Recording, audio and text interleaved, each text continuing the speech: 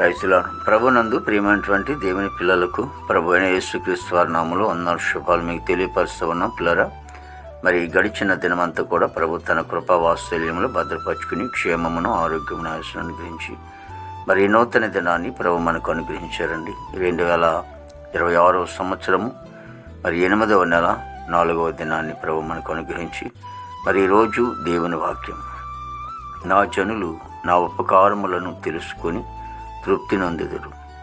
ఇర్మీయా గ్రంథము 31వ అధ్యాయము 14వ వచనమండి. వాక్యం నమ్మదగినది, పూర్ణాంగీకరమునకు యోగ్యమైనది.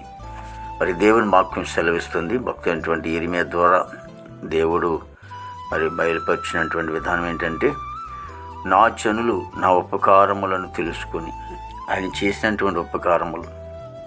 ఎందుకంటే దేవుడు అందరికీ ఉపకారే, కొందరికని కాదు. కానీ ఆయన మనం ఏ విషయంలో అయితే మరి ఆయనలో మనం అడుగుతుంటున్నామో, మన అవసరాల కొరకు ఆయన సన్నిధిలో మొరపెడుతూ ఉంటున్నామో, మరి ఆయన మనకు ఏ ఉపకారం కొరకు, మన ఏ అవసరం కొరకు ఆయన సన్నిధిలో ప్రార్థిస్తూ ఉన్నామో ఆయన ద్వారా మరి ఉపకారములు పొందుకునే సందర్భం మనకి కనిపిస్తుంది. అందుకే నా జనులు నా ఉపకారములు తెలుసుకొని తృప్తి నొందెదరు. ఆయన ఉపకారం చేసేవాడని తెలుసుకుంటారని. మనకి అసంతృప్తి అంటే మనకి ఏమీ లేదు, ఆయన ద్వారా మనకి తృప్తిగా ఉంటుంది అనేది మనం ఎప్పుడైతే అనుకుంటామో అప్పుడు మనకి తృప్తి అనేది ప్రభు మనకు అనుగ్రహిస్తూ ఉన్నాడని దేవుని వాక్యం సెలవిస్తూ ఉంది. ఎందుకంటే దేవుడు ఆయన ఉపకారం చేసేవాడని మనం ఎప్పుడైతే తెలుసుకుంటామో అప్పుడే మనకి తృప్తిగా ఉంటుందని. జనులు అదే అనుకుంటున్నారంట. వాళ్ళు నా జనులు నా ఉపకారం తెలుసుకుని తృప్తి నొందెదరు. కాబట్టి ఈ రోజున దేవుడు మన పట్ల గొప్ప ఆశ్చర్యమైన కార్యం జరిగించేవాడు. మనం ఏ విషయంలో అయితే మనము అసంతృప్తిగా ఉన్నామో ఆయన మరి మనకు ఉపకారం చేసి తృప్తిపరిచేవాడుగా ఉన్నాడు. మనకి లోట్లన్నీ కూడా తీర్చేవాడు, ప్రతి అవసరం కూడా ఆయన తీర్చేవాడు. కనుక ఆయన సన్నిధిలో మనం మరి ప్రార్థిద్దాం.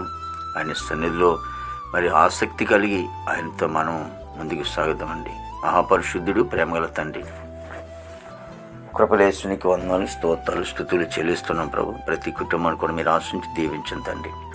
నాయకులు, అధికారులు అందరూ కూడా మంచి వంతులం పండి ప్రభావితాన్ని ప్రతి కుటుంబాన్ని కూడా మీరు ఆశను దీవించండి తండ్రి. నా భారతదేశాన్ని మీరు ఆశను దీవించండి.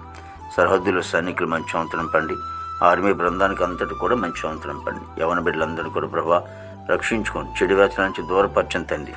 నీతి మార్గంలో వారిని నడిపించుకోండి. ఉద్యోగస్తులందరూ కూడా మంచి ఆరుగులతో నింపండి. వారు చేసిన ఉద్యోగం వేసుకుని తోడుగా ఉంచండి. రాకపోకలో మీరు తోడుగా ఉండమని ప్రార్థనకి వందనాలు. తను చదువుకునే బిడ్డలు కూడా మంచి జ్ఞానం ఇచ్చి నడిపించండి ప్రభా. తన వారు తరగతులు చక్కగా చదువుకుని ప్రయోజనాలు కృప దయచేయండి. దేవానికి వందనాలు తండ్రి. ఉద్యోగాలు లేని వారు ఉన్నారు, చదువుకుని ఎంతోమంది ఉద్యోగాలు లేకుండా తండ్రి ఉద్యోగాలు దయచేయండి తండ్రి.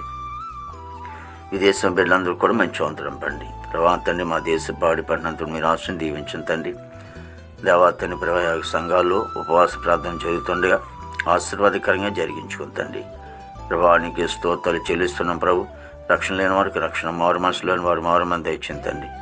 నాయన ప్రభా మరి హాస్పిటల్ రూమ్ స్వస్థపడిన జైలు ఉన్న బిల్లులు దయచింది. కోర్టుగోళ్ళు కేసుగోళ్ళను కూడా కొట్టివేసి ప్రభా గర్భఫలంలో గర్భిణీ సుఖం డెలివరీ దయచింది. తల్లి బిడ్డ క్షేమం తెచ్చింది తండ్రి. ఈ దినవంతను విశేషమైన కృపతో నింపి నేను అమ్మకి మాత్రం మేము తెచ్చుకోండి. యేసుక్రీస్తు వారి నామములో అడుగుచున్నాం తండ్రి. ఆమేన్, ఆమేన్, ఆమేన్.